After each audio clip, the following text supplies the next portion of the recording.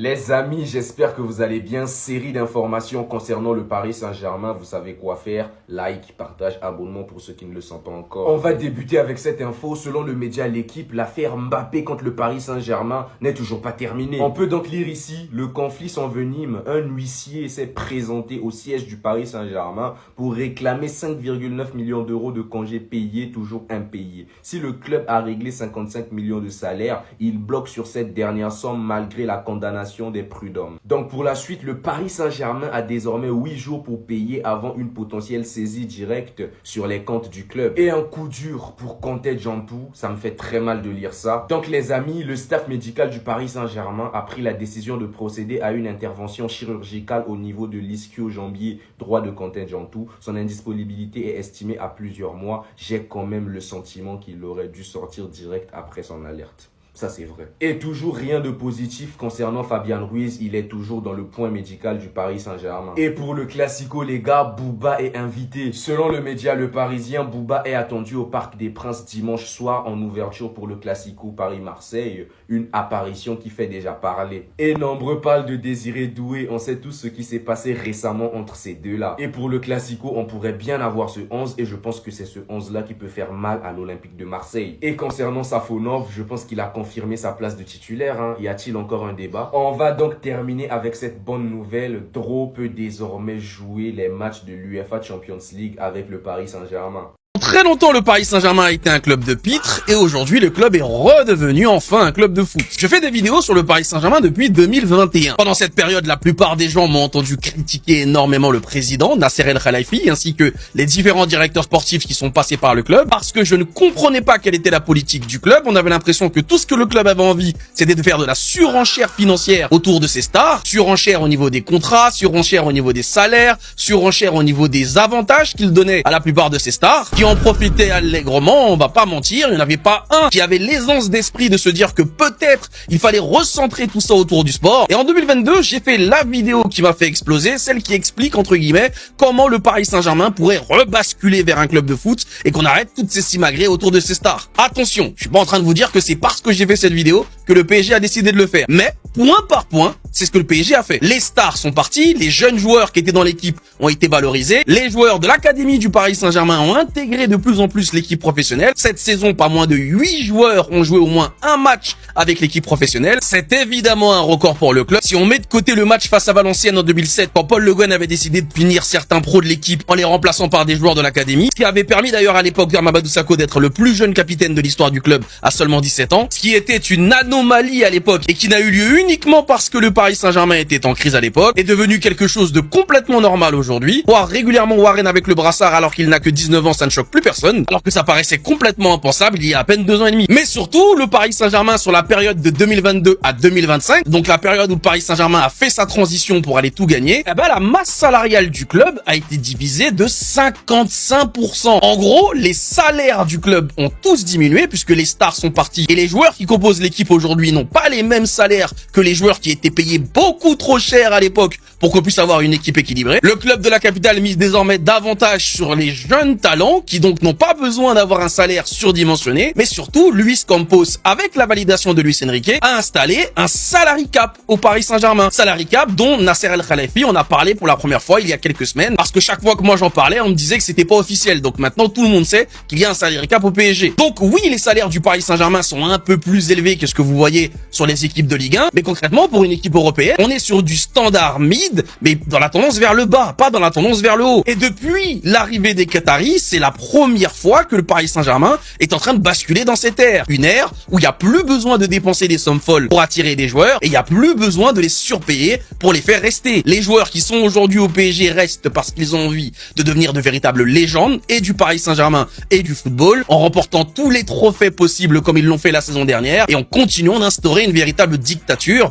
dans le football européen. Il y a beaucoup de haters qui passent leur temps à dire ouais, Kiono, il y a beaucoup de supporters du PSG qui l'aiment pas. Eh ben, il faut savoir que c'est cette vidéo-là qui a fait qu'ils me détestent. Parce qu'à l'époque, ces mecs-là n'avaient pas la vision d'un Paris Saint-Germain sans Neymar, sans Messi et sans Kylian Mbappé. Je pense que si vous leur posez la question aujourd'hui sur le fameux projet avec des jeunes au Paris Saint-Germain qu'ils trouvaient complètement ridicule en 2022, je pense qu'aujourd'hui, ce sont les premiers défenseurs de ce projet et pas un d'entre eux échangerait les joueurs actuels du Paris Saint-Germain avec les stars qui nous ont quittés, avec lesquels on n'a pratiquement rien gagné. Ce magnifique lob d'Ousmane Dembélé n'a même pas été nommé plus beau but du mois de janvier en Ligue 1. Non mais soyez crédibles les gars. Quel débile la Ligue 1 veut faire croire que ce but de Pavel Soulk est plus beau que le lob de Dembélé face au LOSC. Beau positionnement de Dembélé entre les centraux. Il reçoit le ballon ici. Objectif simple, il va aller au but. Les deux défenseurs centraux veulent l'encadrer mais il gère. Il en laisse un pour mort. Et l'autre là-bas aussi, il va prendre sa dose. Qu'est-ce que je disais? Il a été mis hors d'état de nuire. Sans oublier qu'il y a un latéral qui fait son retour là. Hein. Il fonce sur Dembélé. Lui aussi, sans problème, il va prendre sa dose. Il se rapproche de Dembélé. Magnifique mouvement. Il se retrouve comme ça. Il est hors d'état de nuire. Ensuite, la magnifique inspiration. Personne ne pouvait l'imaginer. Il lève le ballon sur un magnifique lob. Sur ce lob-là, le gardien ne peut rien faire. Regardez, il regarde le ballon. Il continue de regarder le ballon. Il essaie quand même de sauter, hein. Mais dommage pour lui, il va finir par s'allonger dans les filets. Désolé, mon gardien. Et regardez-moi le plus beau but de Ligue 1 en janvier. Il se retrouve là, facilement. Il élimine le gardien facilement. Il est là.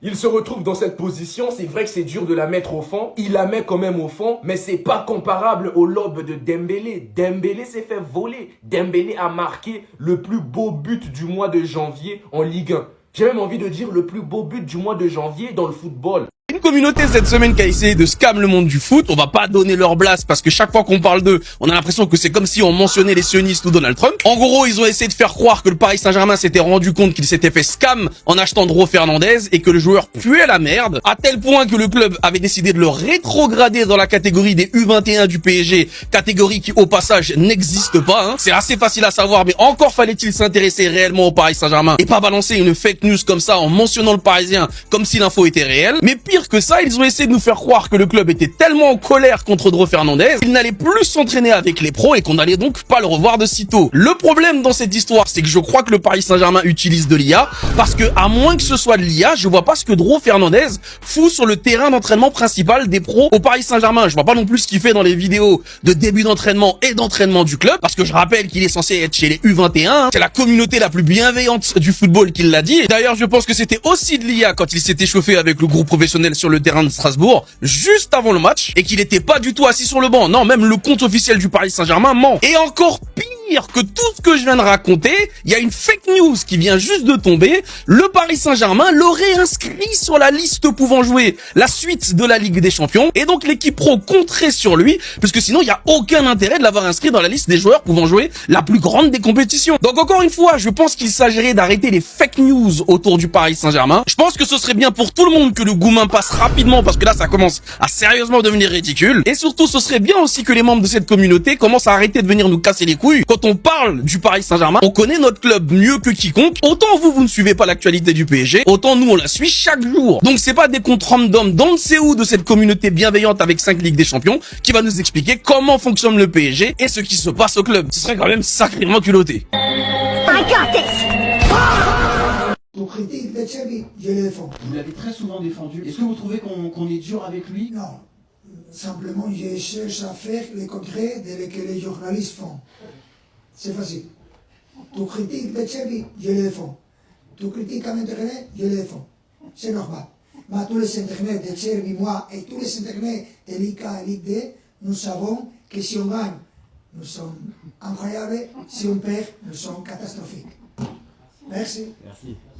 Ce qui m'énerve un petit peu sur TikTok, ce sont les gens qui commentent les vidéos sans regarder entièrement la vidéo. Et les gars, je peux vous assurer qu'on vous voit et qu'on vous reconnaît assez facilement. Parce que très souvent, vous commentez quelque chose qui apparaît dans la vidéo. Simplement, vous n'êtes pas allé assez loin dans la vidéo pour tomber sur ce moment. Hier, par exemple, je parlais d'Hendrick au Paris Saint-Germain et ce qu'il pourrait apporter au PSG. Il y a plein de gens qui ont commenté qu'il fallait qu'on le laisse à l'Olympique Lyonnais pendant plusieurs saisons pour qu'il continue de se développer. Le problème, c'est qu'il n'appartient pas à l'Olympique Lyonnais. Il appartient au Real Madrid, en prêt à l'Olympique Lyonnais et après sans option d'achat. Ce qui veut donc dire que l'Olympique Lyonnais n'a absolument pas son mot à dire sur un futur transfert d'Hendrick. Tout va se jouer entre le Real Madrid et un potentiel futur club, si tant est que le Real Madrid le laisse partir. Et depuis hier, vous êtes nombreux à me parler de Barco, le latéral milieu de terrain argentin qui joue à Strasbourg. J'avais fait une vidéo sur lui il y a 3 ans exactement exactement. Déjà parce que c'était un putain de prospect sur Football Manager, mais aussi et surtout parce que Luis Campos était sur lui. Finalement, il va signer à Brighton avant d'être prêté à Séville, puis à Strasbourg, avant d'être acheté définitivement par le Racing. C'est un joueur qui a des putains de qualités, il a une énorme grinta, c'est un vrai combattant sur le terrain, il est technique, il a une vision du jeu, il a une très bonne vista, il peut s'adapter également à plusieurs postes puisqu'il est polyvalent. C'est un joueur également très mobile et très adroit, même avec son pied droit bien qu'il soit gaucher. Donc oui, c'est un joueur qui est complètement Luis Enrique compatible, et j'ai même envie de te dire que si tu mets ce joueur entre les mains de Luis Enrique,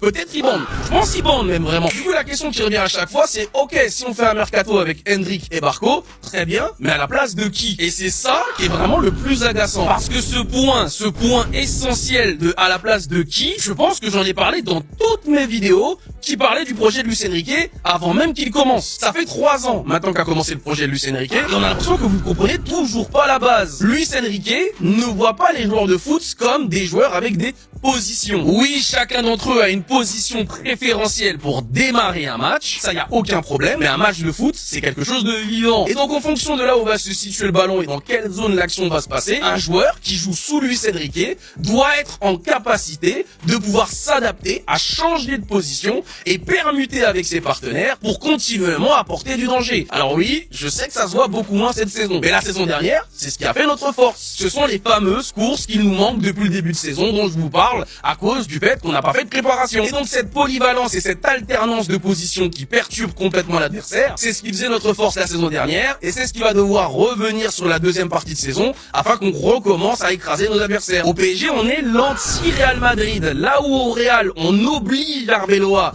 à faire jouer les joueurs à leur poste, PSG, Luis Enrique passe son temps à les faire jouer à des postes différents pour qu'ils puissent s'adapter à des contextes différents, qu'ils soient en permanence dans leur zone d'inconfort, afin qu'ils soient toujours en capacité de pouvoir s'adapter en match. João Neves qui a joué arrière gauche, Unai Emery qui joue arrière droit, Vitinha qui aujourd'hui est un numéro 6, alors que je vous rappelle qu'à la base c'est un 8 voire un 10. Mbélé qui joue numéro 9 et qui est parti prendre le ballon d'or. Tout ça c'est des trucs que vous avez normalisés parce que ça fonctionne, mais à la base c'était pas du tout évident même pour les joueurs. Donc encore une fois, il n'est pas question de à la place de qui, ça au Paris Saint-Germain, il faut que vous abandonniez cette phrase. La question que vous devez vous poser, c'est est-ce que les qualités du joueur se marieront parfaitement dans la zone où Luis Enrique voudra l'utiliser avec les joueurs qu'il y aura autour. Comme ça, vous pouvez faire ce qu'on appelle un profil, et c'est ça que vous devez regarder quand vous parlez d'un joueur au PSG. Est-ce que le joueur a le profil pour jouer avec les joueurs qui jouent au PSG? C'est pour ça que par exemple, un joueur comme Lucas Chevalier a un profil plus intéressant que celui de Donnarumma. Et d'ailleurs, dans toutes mes vidéos où je vous compare Chevalier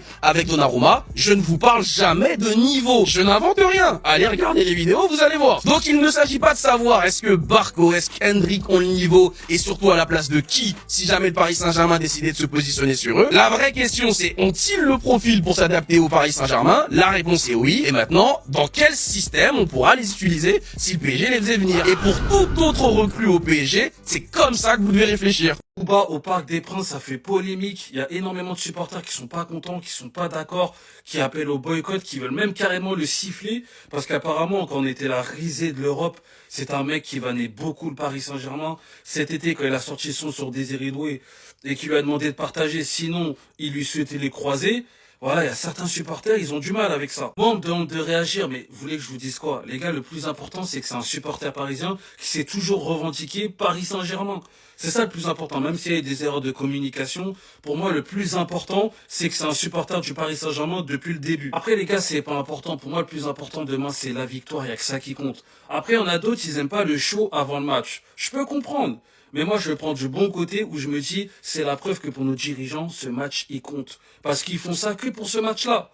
Et à leur façon, ils veulent nous faire plaisir avec des concerts et tout. On connaît nos dirigeants, les gars. Feux d'artifice, paillettes, concerts. C'est comme ça qu'ils nous font plaisir. Qu'ils veulent nous faire plaisir, en tout cas. On a eu SDM l'année dernière, c'était pas mal. On va avoir Booba cette saison, on va voir comment ça se passe.